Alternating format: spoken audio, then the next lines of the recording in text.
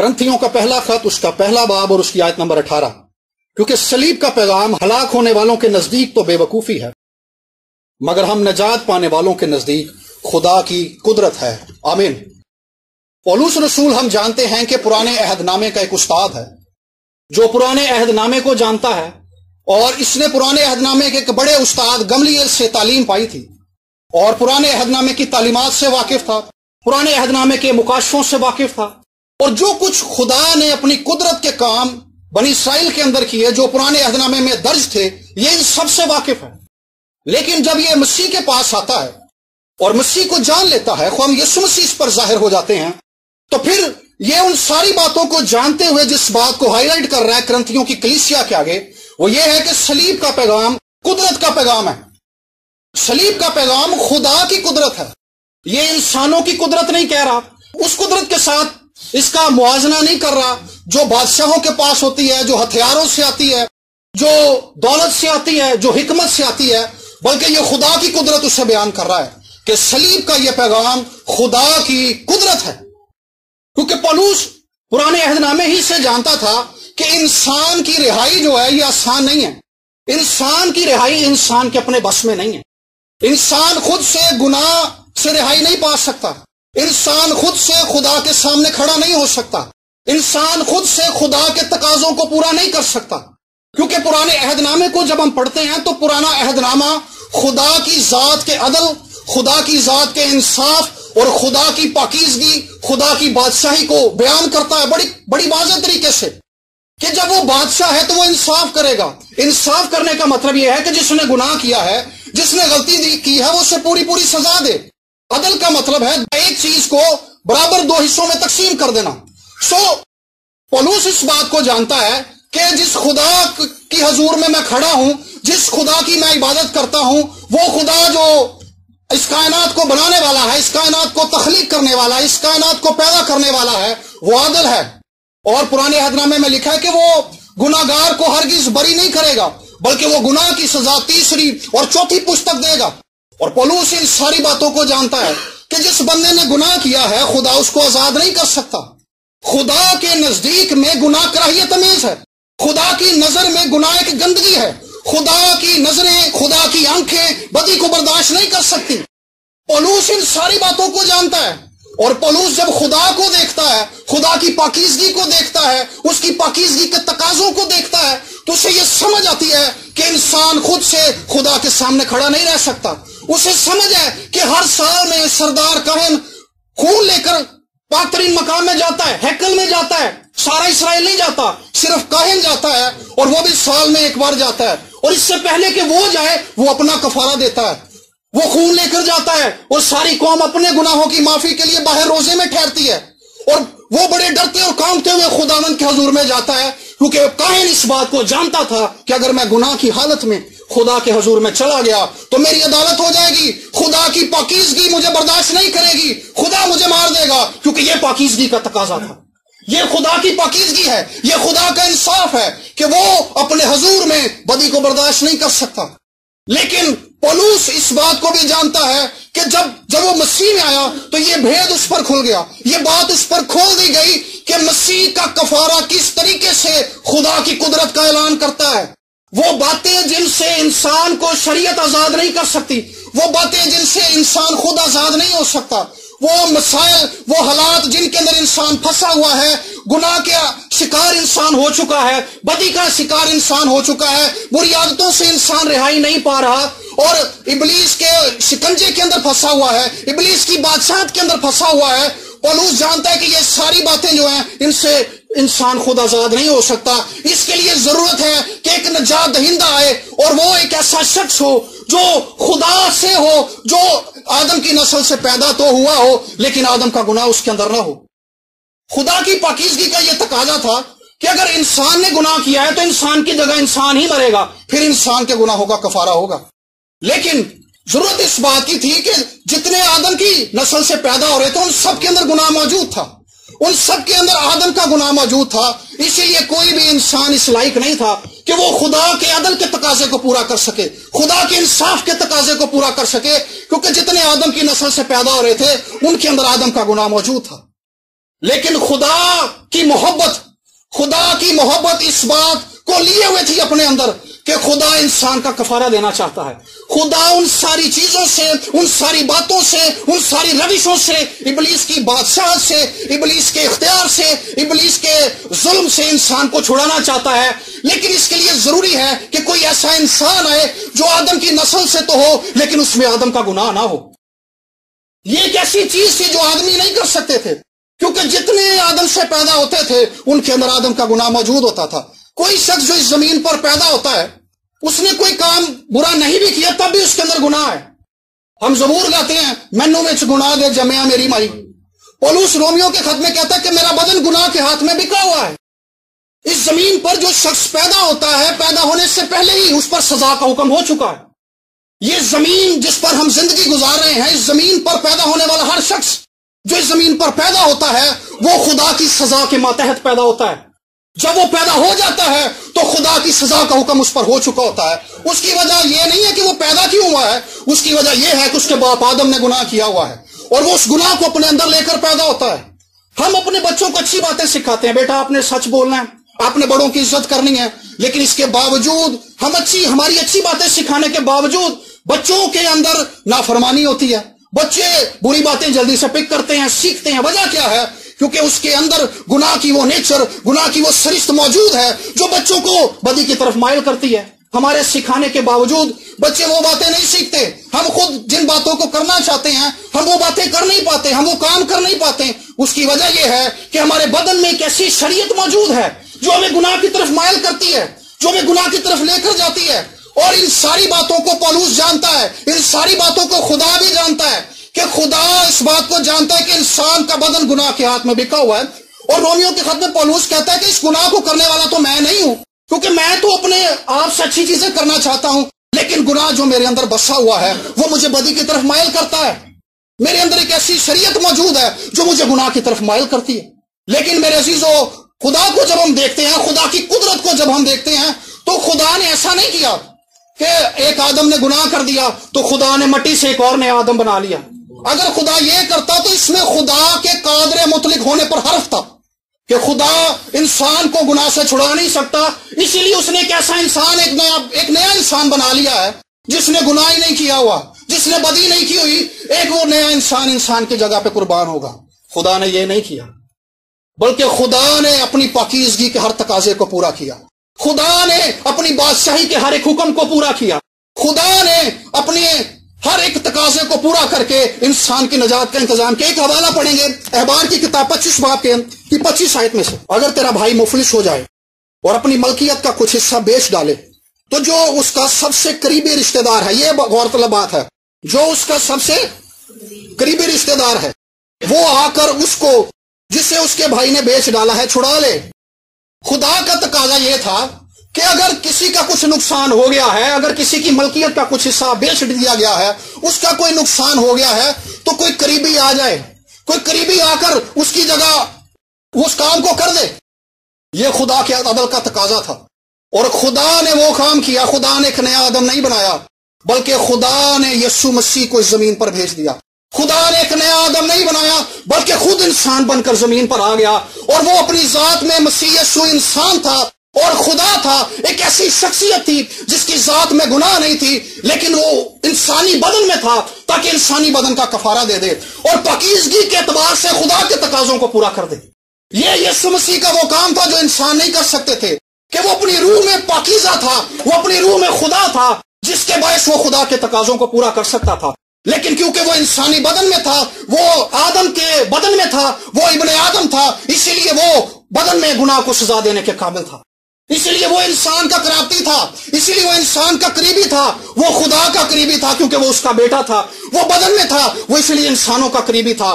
اور یسوع مسیح ہی وہ ہستی ہے جس نے خدا کے تقاضوں کو پورا کیا، جس نے خدا کے معیار کو پورا کیا، جس نے وہ کام کر دکھایا جو کوئی انسان نہیں کر سکتا تھا، جو اس کائنات میں کوئی شخص نہیں کر سکتا تھا، تاکہ انسان کے گناہ کا کفارہ ہو جائے. کیونکہ اس گناہ کی وجہ سے انسان خدا کے حضور کھڑا نہیں رہ سکتا تھا. یہ گناہ خدا کی نظر میں اتنا کراہیت امیز تھا کہ انسان ڈرتے تھے خدا کے حضور میں جاتے ہوئے. لیکن یسوع مسیح نے بدن میں ظاہر ہو کر اپنی جان صلیب پر دے کر بنی نوع انسان کے لیے خدا کے تقاضوں کو پورا کر دیا. یہ خدا کی کمال حکمت ہے، یہ خدا کا وہ زور ہے، یہ خدا کی وہ قدرت ہے۔ پولس کہتا ہے کہ یہ پیغام خدا کی قدرت ہے۔ اور یسوع مسیح کی جب ہم بات کرتے ہیں تو فرشتے نے مریم سے کہا تھا کہ خدا تعالیٰ کی قدرت تجھ پر سایہ ڈالے گی اور روح القدس تجھ پر نازل ہوگا، اس سبب سے وہ مولود مقدس خدا کا بیٹا کہلائے گا۔ یسوع مسیح کا کفارہ، یسوع مسیح کا خون، یسوع مسیح کا جان دینا اسی لیے انسان کے فائدے کے باعث ہے، اسی لیے انسان کے گناہوں کو مٹا دیتا ہے، کیونکہ یہ خدا کا بیٹا ہے، یہ خدا کے بیٹے کا خون ہے۔ انسان کا کفارہ نہیں دے سکتا، کیونکہ انسان کے گناہ میں آدم کا گناہ موجود ہے۔ یہ خدا سے پیدا ہوا ہے۔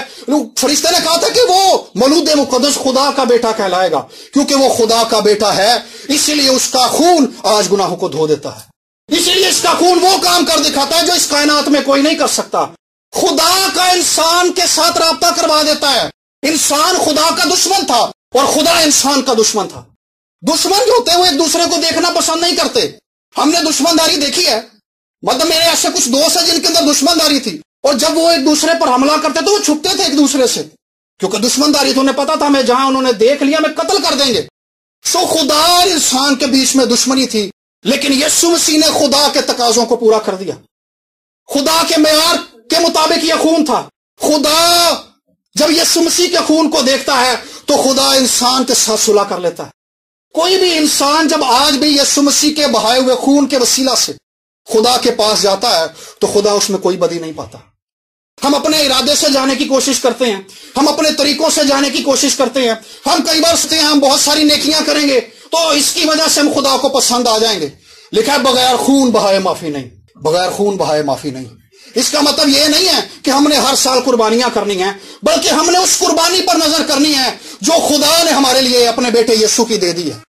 یہ وہ قربانی ہے جس سے افضل قربانی اور کوئی نہیں ہے، یہ وہ کفارہ ہے جس سے افضل کفارہ اور کوئی نہیں ہے، یہ وہ شخصیت ہے جس کو خدا نے مقرر کیا ہے کہ فقط اسی کا خون گناہوں سے رہائی دے سکتا ہے، فقط اسی کا خون ابلیس کے اختیار سے چھڑا لیتا ہے، فقط اسی کا خون ابلیس کے زور کو توڑ دیتا ہے، فقط اسی کا خون ہے جو باپ کے ساتھ ہماری صلح کرا دیتا ہے، اور ہمیں خدا کی وہ خاص فیور مل جاتی ہے جس کے قابل ہم نہیں تھے، جس کے لائق ہم نہیں تھے، جس کو ہم اپنی کوشش سے پا نہیں سکتے تھے۔ یسوع مسیح کا خون، یسوع مسیح کا کفارہ ہمیں خدا کی خاص فیور دے دیتا ہے۔ آج ہم شفا کے لیے بات کرتے ہیں، آج ہم اپنی زندگی سے آزادی کی بات کرتے ہیں، آج ہم اپنے بچوں کے اچھے فیوچر کی بات کرتے ہیں، آج اپنے مسائل کے حل ہو جانے کی بات کرتے ہیں، آج اپنی زندگی میں خدا کی برکات کی بات کرتے ہیں، لیکن یہ سب کچھ یسوع مسیح کے خون کے وسیلہ سے ممکن ہے۔ جب کوئی شخص یسوع مسیح پر ایمان لا کر اپنے آپ کو یسوع کے خون سے دھو کر خدا کے حضور میں کھڑا ہو جاتا ہے تو اس شخص کو خدا کی خاص فیور مل جاتی ہے۔ خدا خود اس شخص کے ساتھ کھڑا ہو جاتا ہے، خدا اپنے نام سے اسے نامزد کر دیتا ہے، وہ خدا کی پراپرٹی بن جاتا ہے۔ میرا موبائل یہ پڑا ہے، اسے میری مرضی کے بغیر کوئی یہاں سے اٹھا نہیں سکتا، کوئی نہیں اٹھا سکتا، کوئی لے بھی نہیں سکتا۔ اس کی وجہ کیا ہے؟ یہ میری پراپرٹی ہے، میں نے اس کے لیے پیسے خرچے ہیں۔ سو آپ جتنے بیٹھے ہیں، آپ کی رہائی کے لیے خدا نے اپنے بیٹے یسوع کا خون بہایا ہے۔ ابلیس آپ کو چھو نہیں سکتا، ابلیس آپ کو ہاتھ نہیں لگا سکتا، یہ حالات آپ کو دبا نہیں سکتے۔ اس کی وجہ یہ ہے کہ آپ خدا کی پراپرٹی ہیں۔ خدا نے آپ کے لیے ایک بڑی قیمت ادا کی ہے۔ خدا نے اپنے بیٹے یسوع کو جو بے عیب تھا، جو گناہ سے واقف نہ تھا، خدا نے اس پر سزا کا حکم کر دیا۔ یوحنا نے کہا تھا کہ دیکھو یہ خدا کا برہ ہے جو جہان کا گناہ اٹھا لے جاتا ہے، اٹھا لے جاتا ہے۔ خدا نے ہماری بدکرداری یسوع مسیح پر لاد دی تھی۔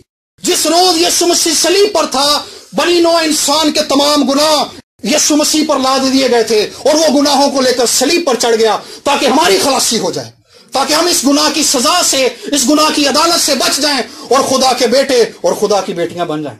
میرے عزیزو، یہ بات بڑی شکر گزاری کی ہے کہ جو رحم خدا نے مسیح یسوع میں ہم پر کر دیا ہے، ہم اس کے لائق نہیں تھے۔ اصل میں یہی فضل ہے، یہی خدا کا رحم ہے۔ ہم ہمیشہ خدا کے رحم کی بات کرتے ہیں کہ خدا ہم پر رحم کرے۔ ہم کئی بار بہت ساری منتیں بھی مانگ لیتے ہیں کہ خدا میرے لیے یہ کام کر دے تو میں تیرے لیے یہ کر دوں گا۔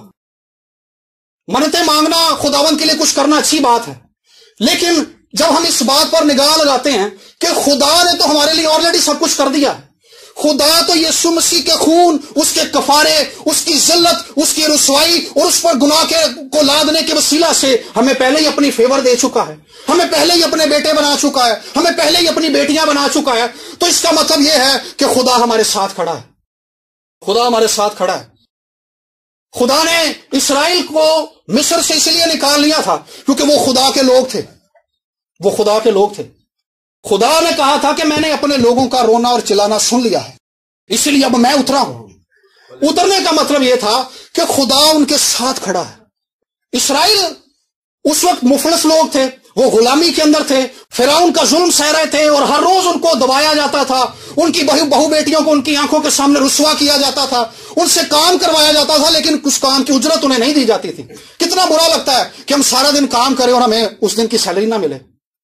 یہی کچھ ان کے ساتھ ہوتا تھا، ان سے کام کروایا جاتا تھا لیکن بیگار میں کروایا جاتا تھا۔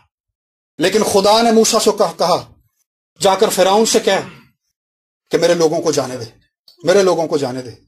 لیکن کیونکہ فرعون کا دل سخت ہو گیا تھا، لیکن خدا ایک طرف کھڑا ہے جو اپنے لوگوں کو اس غلامی سے چھڑانا چاہتا ہے۔ وہ خدا نے فیصلہ کر لیا ہے، خدا نے ارادہ کر لیا ہے کہ وہ اپنے لوگوں کو اس غلامی میں رہنے نہیں دے گا۔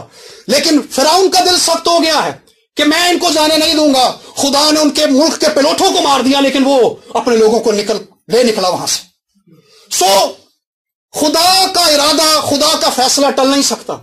جو خدا نے اپنے منصوبے میں باندھ لیا ہے، اگر اس کے لیے خدا کو پلوٹے بھی مارنے پڑے تو خدا مار دیتا ہے۔ اس کی وجہ یہ ہے کہ خدا اپنے لوگوں کے ساتھ کھڑا ہوا ہے، خدا اپنے سہارے کے ساتھ کھڑا ہوا ہے، کیونکہ آپ کے لیے اس نے اپنے بیٹے یسوع کا کفارہ دیا ہے، آپ کے لیے اس کے بیٹے یسوع نے جان دی ہے۔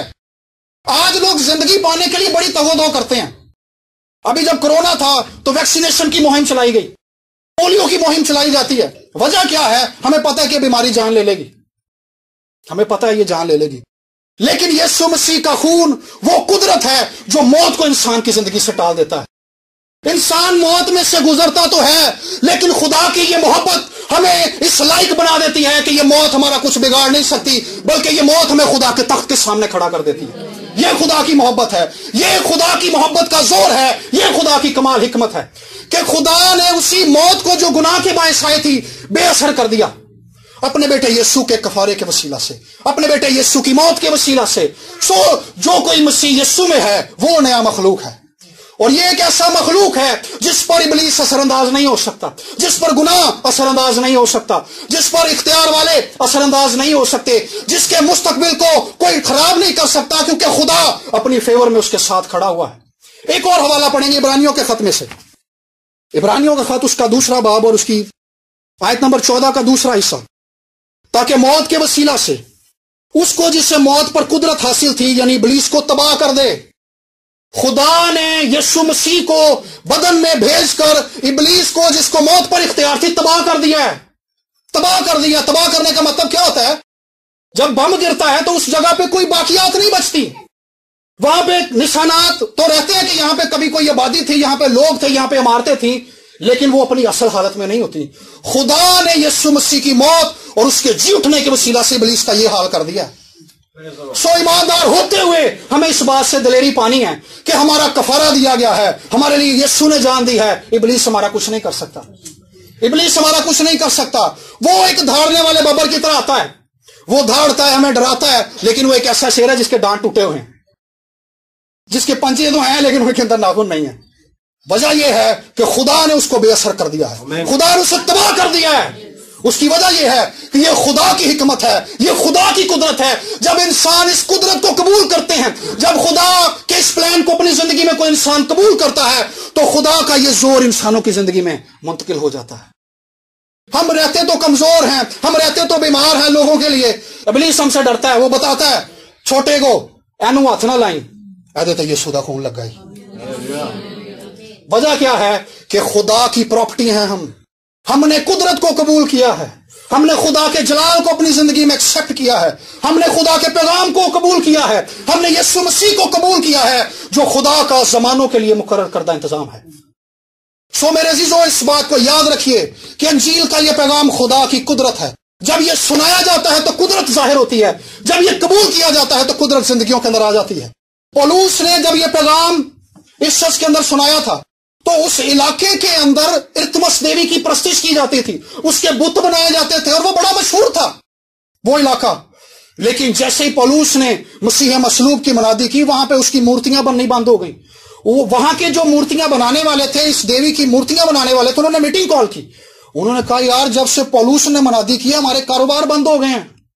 اس کی وجہ یہ ہے اس قدرت نے اس شہر کے لوگوں کو اپنے سائے تلے جمع کر لیا تھا.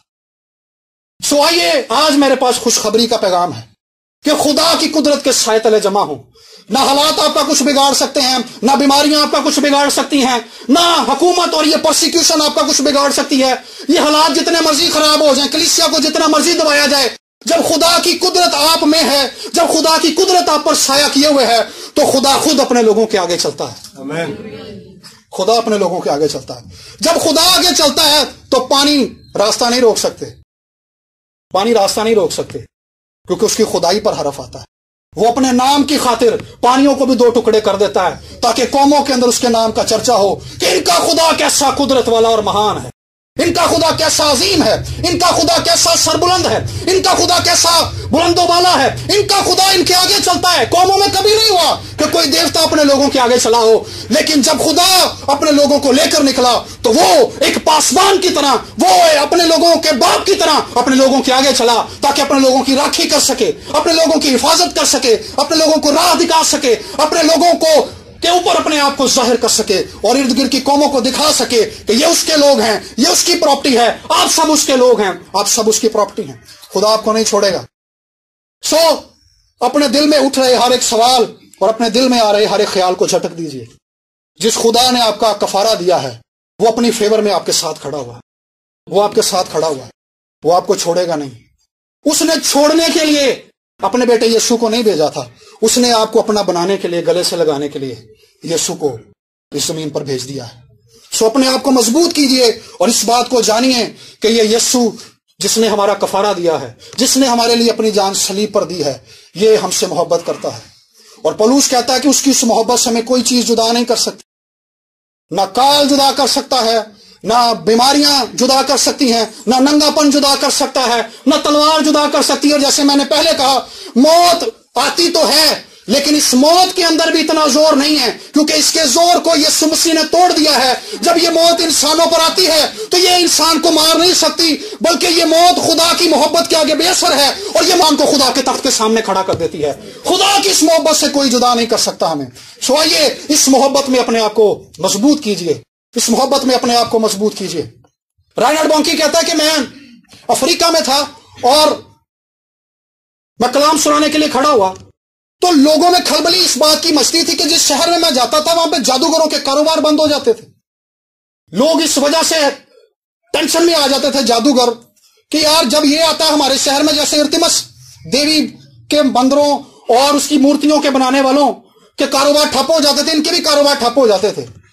تو ان شہروں نے میٹنگ کی اور انہوں نے کہا کہ لو جی آج جب یہ کلام سنانے آئے گا تو پھر ہم اس پر وار کریں گے. سارے جادوگروں نے اکٹھا کیا اور وہ اس کے سامنے بیٹھ گئے اور وہ اپنی روٹین میں کلام سنانے کے لیے اٹھا. اس نے کلام سنایا اور وہ جادوگر جادو کر کے چلے گئے، لیکن خداوند کا وہ خادم ویسے ہی کلام سنا کر اٹھ کر بیٹھ کر لوگوں کے لیے دعا کر کے پھر سے چلا گیا. ان جادوگروں نے میٹنگ کی، انہوں نے کہا یہ ہمارے بس کی بات نہیں ہے، یہ بہت پاورفل ہے، یہ ہم سے زیادہ زوراور ہے. سو ہم اپنی جو ہیڈ ہے وہ عورت ہی ہے، انہوں نے اس سے رابطہ کیا. انہوں نے کہا جی اس کو فرسٹ کلاس ٹکٹ دے کر یہاں پہ بلاؤ، کل کنونشن کا دوسرا دن ہے، ہم سارے مل کر، اور وہ جب آئے گی اس پہ جادو کرے گی، یہ مر جائے گا. اور وہ بھی آئی، اس نے بھی جادو کیا، لیکن خداوند کا یہ خادم جو خدا کی پراپرٹی تھی، یہ خداوند کے زور میں کلام سنانے لگا اور اس نے کلام کو سنایا اور وہ بے اثر رہے. اور جیسے اس نے کلام کو ختم کیا، وہ عورت اس کا سانس بند ہونے لگا، اس کا سانس غائب ہونے لگا، اور اس کو اٹھا کے اسی خادم کے سامنے لے کر آئے کہ پادری صاحب اس کے لیے دعا کریں کیونکہ اس کا سانس بند ہو رہا ہے. یہ وہی عورت تھی جس کو فرسٹ کلاس ٹکٹ دے کر بلوایا گیا تھا تاکہ خداوند کے خادم کو پر جادو کر کے اس کو مارے، لیکن خداوند نے اپنے خادم کے وسیلہ سے اپنے نام کو جلال دیا. اس کا جادو نہیں چلا، لیکن خداوند کا زور وہاں پہ ظاہر ہوا، خداوند کا زور وہاں پہ ظاہر ہوا. اور ایک سب سے بڑی بات جو اس نے بتائی، انہوں نے کہا ان تینوں میں سے جو اس کے شاگرد تھے، ایک اب خداوند کا خادم ہے جو افریقہ کے اندر منادی کرتا ہے. کیونکہ اس نے اس بات کو جان لیا تھا کہ صلیب کا یہ پیغام قدرت کا پیغام ہے. صلیب کے پیغام کے آگے نہ تو جادوگر ٹھہر سکتے ہیں نہ ہی ابلیس ٹھہر سکتا ہے، کیونکہ جادوگروں کو اور ابلیس کو اور لوسیفر کو تباہ کر دیا گیا ہے یسوع مسیح کی موت کے وسیلہ سے. ہمارے ہر مسئلے کا حل مسیح یسوع کی صلیب ہے. ہماری ہر ایک بات کا حل مسیح یسوع کی صلیب ہے. ہم کئی بار حل کے لیے کہیں اور دیکھنا شروع کر دیتے ہیں. ہم کئی بار خدا کے حضور سے نئے مکاشفوں کے لیے دعا کرتے ہیں. کرنی چاہیے، اچھی بات ہے. خداوند کے کلام کی طلب رکھنا ہر ایک شخص کی ذمہ داری ہے. لیکن جب ہم صلیب پر نگاہ لگاتے ہیں، یسوع مسیح نے کہا تھا کہ جیسے موسیٰ نے بیابان میں سانپ کو اونچے پر لٹکایا، ایسے ہی ابن آدم بھی لٹکایا جائے گا.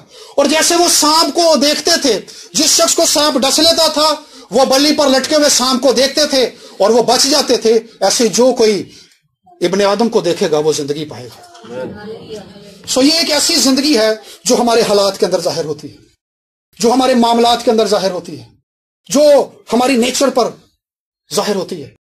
ہم اپنی نیچر کے اندر موجود گناہ پر غالب نہیں آ سکتے، لیکن جیسے ہی ہم مسیح کی صلیب کو دیکھنا شروع کرتے ہیں تو قوت اس سے نکلتی ہے، زور اس سے نکلتا ہے، زندگی اس سے نکلتی ہے اور یہ ہمیں گرفت کر لیتی ہے اور یہ ہمیں خداوند کے آگے عاجز کر دیتی ہے، یہ ہمیں خداوند کے آگے جھکا دیتی ہے.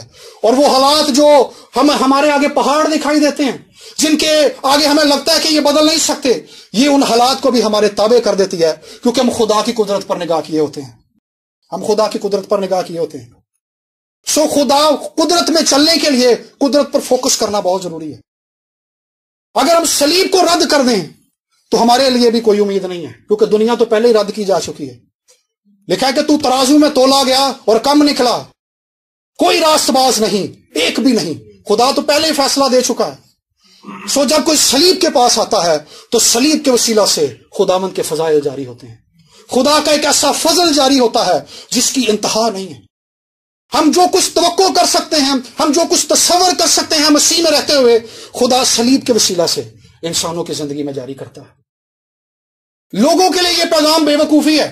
لوگ کہتے ہیں کیسا بندہ جو انسانوں کے ہاتھ میں مر رہا ہے، جو مفلس ہے، جو نادار ہے، جس کے منہ پر تھوکا جا رہا ہے، جس کو کوڑے مارے جا رہے ہیں، جس کے ہاتھوں میں کیل ٹھونکے جا رہے ہیں، جس کے سر پہ کانٹوں کا تاج ہے، وہ کیسے انسان کو بچا سکتا ہے؟ قدرت اس میں یہ ہے کہ وہ انسان کی عدالت اسی ٹائم کر سکتا تھا، لیکن اس نے اپنے آپ کو عاجز کر دیا تاکہ ہم سب بچ جائیں. ہمیں بچانے کے لیے اس نے اپنے آپ کو انسان کے حوالے کر دیا تاکہ اسی انسان کو جو اسے مار رہا ہے ان کا کفارہ دے دے، انہیں خدا کی عدالت میں راست ٹھہرا دے. جو کوئی مسیح یسوع میں ہے اس پر سزا کا حکم نہیں ہے. آئیے اس بات کو پر غور کریں گے، اس بات کو جانیں گے اور اس بات کو اپنی زندگی میں قبول کریں گے کہ خدا ہمارے ساتھ ہے مسیح یسوع کے وسیلے سے. جب ہم مسیح یسوع کے وسیلے سے خدا کے آگے جاتے ہیں تو خدا اپنی خاص فیور ہمیں دے دیتا ہے، خدا اپنی خاص شفقت ہمارے لیے ظاہر کر دیتا ہے. خدا کی شفقت ساری دنیا پر ہے. خدا ساری زمین کو روٹی دیتا ہے، انہیں بیماریوں سے شفا دیتا ہے، ان پر اپنا سورج بھی چمکاتا ہے، بارش بھی برساتا ہے. لیکن یہ دیکھیں کہ یہ کیسی خاص فیور ہے جو یسوع مسیح پر ایمان لانے کے وسیلہ سے کسی شخص کو ملتی ہے کہ خدا اسے اپنا کہتا ہے، خدا اپنے نام سے نامزد کرتا ہے، اس کو اپنے خاندان کا حصہ قرار دے دیتا ہے. آئیے اس بات کے لیے خداوند کی شکر گزاری کریں گے، اس بات کے لیے خداوند کی حمد کریں گے، خداوند کی ستائش کریں گے، خداوند کی تمجید کریں گے کہ خدا نے یسوع مسیح کی موت کے وسیلہ سے ہمارے لیے اپنی قدرت کا زور کھول دیا. جب جنگ ہوتی ہے تو جنگ میں اسلحہ خانہ کھولا جاتا ہے، وہ ڈیپو جہاں پہ اسلحہ رکھا ہوتا ہے اسے کھول دیتے ہیں تاکہ وہاں سے جدید اسلحہ نکالا جائے اور دشمن پر ہیوی اٹیک کیا جائے. یسوع کی موت کے وسیلہ سے خدا نے ہم سبوں کے لیے اپنا اسلحہ خانہ کھول دیا تاکہ ہم اس کے اسلحے سے لیس ہو کر اس زمین پر خدا کے جلال کو ظاہر کر سکیں. اس اسلحے خانے کا مطلب یہ نہیں کہ ہم نقصان پہنچائیں گے، اس اسلحے کا مطلب یہ ہے کہ ہم خدا کے کہلائیں گے. ہم خدا کا زور، خدا کی وہ قدرت جو اس کے بیٹے یسوع کی موت کے وسیلہ سے ظاہر ہوئی ہے، اس کو اس زمین پر ظاہر کریں گے. ہم کمزور نہیں ہیں، ہم نادار نہیں ہیں، ہم بیمار نہیں ہیں، ہم لاچار نہیں ہیں، ہم رد کیے ہوئے نہیں ہیں، بلکہ ہم خدا کے بیٹے اور بیٹیاں ہیں. آئیے اس بات سے تقویت پائیں گے کہ ہم خدا کے ہیں. کہیے اپنے آپ کو کہ ہم خدا کے ہیں. کہیے میں خدا کا ہوں، خدا نے میرے لیے قیمت ادا کی ہے، خدا مجھ سے محبت کرتا ہے، خدا مجھے چھوڑے گا نہیں. ہاللیلویا، پریز دی لارڈ. سو آئیے خداوند کی اس بات کے لیے شکر گزاری کریں گے کہ اس نے اپنے بیٹے یسوع کی موت کے وسیلہ سے ہم پر اپنی قدرت کو انڈیل دیا ہے اور ہمارے لیے ایک ایسا کام کر دیا ہے جو انسان نہیں کر سکتا تھا، جو لوگ نہیں کر سکتے تھے، جو ہم خود نہیں کر سکتے تھے، لیکن وہ خود اس نے کر دیا۔